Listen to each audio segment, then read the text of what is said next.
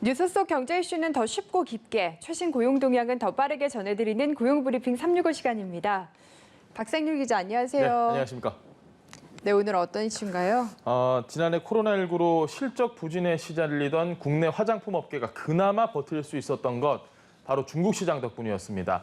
특히 중국 최대 행사인 광군제 특수에 최대 매출을 기록하면서 신기록을 쓰기도 했는데요. 워낙 인구가 많은 데다가 시장이 큰 만큼 매출 단위도 어마어마합니다. 하지만 즐거움도 잠시죠. 최근 중국이 수입 화장품에 대한 규제 문턱을 다시 높이면서 중국 시장을 돌파구로 삼던 화장품 업계 바짝 긴장하고 있습니다. 이슈픽에서 자세히 알아보겠습니다. 네, 중국에서 그동안 K-뷰티 정말 관심이 뜨거웠는데 이번에 어떤 규제가 새로 생기는 건가요? 중국이 30년 만에 이 화장품 감독법을 바꿨습니다. 올 초 1일자로 시행된 내용인데 기존 화장품 위생관리 조례보다 2배나 많은 80개 조항입니다. 국내외 화장품 업체의 원료 관리, 인증 및 등록, 광고 등 이 유통과정 전반에 대한 규제를 강화한 것이 특징입니다. 한국 기업에 영향을 미치는 건 물론이고 이 수입 화장품에 대한 부분인데 앞으로는 심사를 받고 그중 합격 판정을 받은 제품만 수입을 허가합니다. 인증 신청이나 등록을 할 때는 해외 생산 기업의 생산 품질 관리 증빙 자료 등이 필요하고 중국 수출용 제품일 경우에 중국 소비자를 대상으로 진행한 관련 연구와 실험 자료도 따로 제출을 해야 합니다. 만약에 이를 위반을 했다, 판매권을 빼앗겨서 시장에서 아예 퇴출되거나 처벌될 수도 있습니다.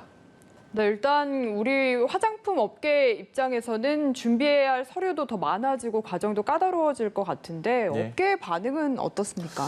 일단 개정안이 지금 발표되긴 했지만요. 이 구체적인 하위 규정까지 모두 공표가 되지는 않은 상황입니다. 그래서 화장품 업계는 기존 방식대로 중국에 일단은 수출을 하고 있는 상황인데 이미 높은 안전 그리고 위생 기준에 맞춰서 화장품을 생산하고 있기 때문에 큰 문제는 없을 것이다. 이런 입장을 내놓으면서도 수입 화장품에 대한 규제가 까다로워진 만큼 일단 이 상황을 아주 면밀하게 예의주시하면서 대응책을 모색하고 있습니다.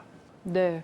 근데 지금 박 기자가 설명해준 내용을 들어보면 네. 30년 만에 대대적으로 화장품법을 손을 봤는데 해외 화장품 업체에만 유독 좀 엄격해졌다라는 느낌이 들거든요. 네. 속내를 어떻게 해석해 볼 수 있을까요? 보통 중국이 늘 하는 방식이죠. 예. 해외 업체들이 좀 중국에서 자리를 잘 잡으면 계속해서 어떤 규제를 준다.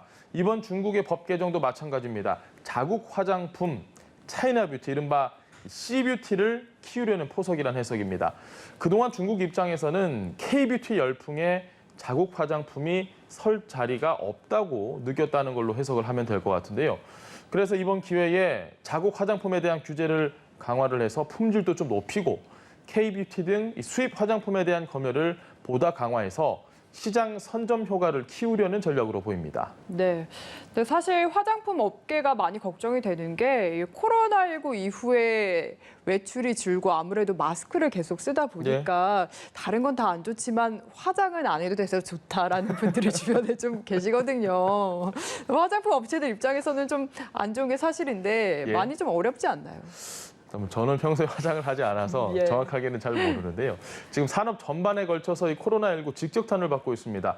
마스크 착용이 일상화되면서 화장품 판매 말씀하신 것처럼 부진했기 때문이죠. 화장품 외에도 이 사업군을 다각화한 LG생활건강을 제외하고 선두를 달리는 아모레퍼시픽그룹은 영업이익이 무려 50%가량 감소하며 반토막이 났습니다.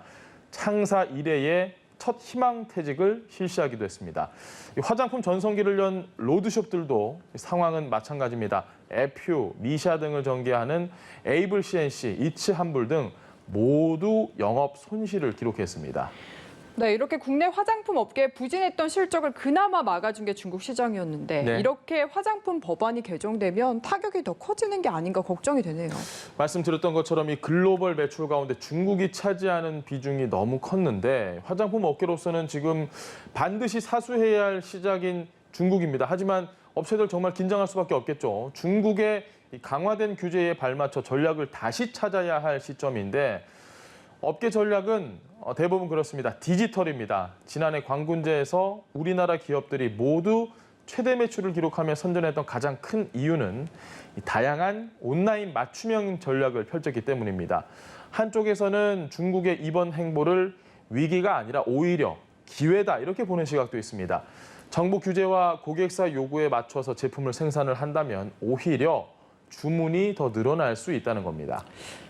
네, 그래도 한편으로는 이번 법안을 계기로 이제 중국 시장에 대한 의존도를 좀 줄이고 수출 반경을 넓혀야 한다라는 의견도 있는 것 같아요. 맞습니다. 보통 수출에 다각화를 모색해야 한다 이런 얘기를 저희가 많이 하는데요. 일부 업체는 아예 규제가 강화된 중국 시장에서 철수를 하고 새로운 먹거리 시장으로 떠오른 곳이죠. 동남아시아로 방향을 틀고 있습니다. 동남아시아 시장 가운데서도 이 대한민국, 코리아에 대한 친근감이 강한 베트남이 지금 유력한 시장으로 떠오르고 있는데요. 인도네시아, 태국, 말레이시아도 K-뷰티에 대한 관심이 커지고 있어 국내 화장품에 중국 시장 비상구로 부상을 하고 있습니다. CJ 올리브영, 애경산업 등은 이미 동남아시아 온라인 커머스 플랫폼의 진출을 시장 선점을 노리고 있습니다. 그러면 동남아시아 화장품 시장 규모는 어느 정도나 되는 건가요? 지금 동남아 시장은 굉장히 가파른 성장세로 소비 시장이 커지면서 포스트 차이나로 불리기도 하는데요. 동남아시아 주요 국가들의 인구를 모두 합치면 6억 명가량에 달하는 잠재적 고객층도 충분합니다. 게다가 동남아 인구의 50%가 30대 이하 젊은 층입니다. 한류 문화 확산으로 K-뷰티에 대한 호감이 높고 디지털 세대 젊은 층 공략에 익숙한 우리 기업들에게는 아주 유리한 점으로 꼽힙니다. 코트라에 따르면 동남아시아 화장품 시장이 2018년부터 2022년까지 연평균 성장률 8.8%를 기록할 것이라는 전망도 내놨습니다. 네, 이야기를 들어보니 충분히 기대를 해볼 만한 것 같습니다. 네. 네, 어쨌든 코로나19가 초래한 지금 상황 한 번도 경험해보지 못한 무척 낯선 상황인데 사태가 이제 종식된 이후에 화장품 업계는 어떤 변화 예상해 볼 수 있을까요? 코로나19로 지금 많은 분야에서 이 건강이 굉장히 화두가 되고 있습니다. 화장품 업계도 그 화두를 좀 따라가야겠죠. 제품 트렌드가 요즘 건강 중심으로 변하고 있다는 게 전문가들의 분석입니다. 코로나19 이후에 천연 원료에 대한 관심이나 환경, 윤리 이슈를 포함해서 포괄적으로 건강한 뷰티에 대한 소비가 많아졌습니다. 그리고 집콕 생활이 길어지고 있죠. 그러다 보니 타인에게 아름다움을 보여주기 위한 화장품이 아니라 나에게 더 건강한 화장품을 선호하기 때문입니다. 판매처의 경우에는 앞으로는 이 디지털 채널을 누가 더 잘 활용하느냐에 따라서 성패가 갈릴 것으로 전망됩니다. 네, 이어서 유용한 경제 용어만을 쏙쏙 골라 소개하는 뉴워드 시간입니다. 오늘은 제가 먼저 질문을 드리겠습니다. 예. 혹시 마스크네라는 신조어 알고 계신가요? 그럼요. 마스크네. 이 마스크 그리고 여드름을 뜻하는 영어 아크네가 합쳐진 말입니다. 이 마스크 착용으로 인해서 발생하는 피부 트러블을 호소하는 사람들이 많아지면서 생긴 말입니다. 출근한 이후로는 마스크 벗을 일 거의 없습니다. 지하철에서도 또 직장 내에서도 퇴근을 한 이후에야 겨우 집에서 벗게 되죠. 이렇게 마스크를 착용한 시간이 길어지면서 홍조나 뾰루지 같은 트러블이 증가한 겁니다. 앞서 코로나19 이후에 화려한 메이크업보다 피부 기초에 관심을 갖는 분들이 많아졌다 이렇게 전해드렸는데 바로 이런 이유 때문입니다. 네, 세계인의 마음을 사로잡았던 K-뷰티가 코로나19와 중국 시장의 변수를 딛고 계속해서 명성을 이어갈 수 있을지 귀추가 주목됩니다. 오늘도 박상률 기자와 함께했습니다. 고맙습니다. 네, 감사합니다. 지금까지 고용브리핑 365였습니다.